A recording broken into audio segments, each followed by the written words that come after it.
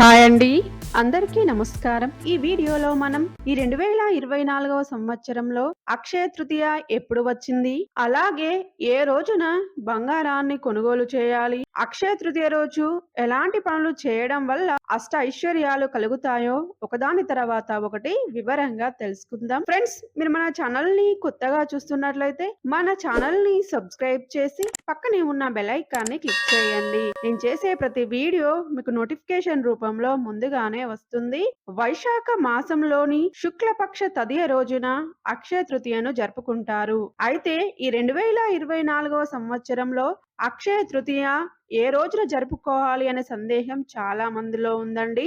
మనకు తదియా తిథి వచ్చేసి మే 10, 2024 శుక్రవారము తెల్లవారుజామున 4:17 నుండి మే 11, 2024 శనివారం తెల్లవారుజామున 2:50 వరకు ఉంటుంది. కాబట్టి మనం మే 10, 2024 శుక్రవారం రోజున మాత్రమే అక్షయ తృతీయ పండుగను జరుపుకోవాలండి.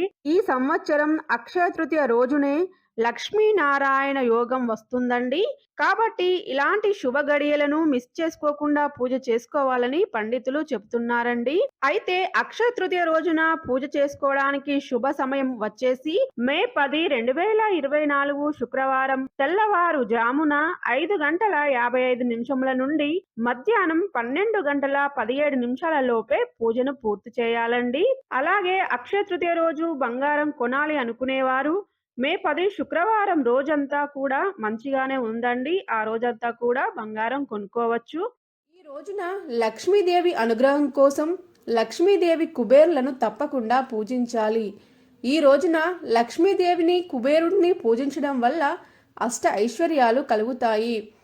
అష్ట ఐశ్వర్యాలు సకల సుఖాలను పొందాలంటే అక్షయ తృతీయ రోజున పసుపు, కుంకుమ, మంచం, మారేడు దళాలు, వస్త్రాలను దానం చేయాలి.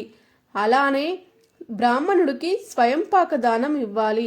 ఫ్రెండ్స్, ఈ 2024వ సంవత్సరంలో అక్షయ తృతీయను ఎప్పుడు జరుపుకోవాలో తెలుసుకున్నారు కదా. ఫ్రెండ్స్, మీకు ఈ వీడియో నచ్చినట్లయితే లైక్ చేయండి, మన ఛానల్ని సబ్స్క్రైబ్ చేయండి. Thank you for watching.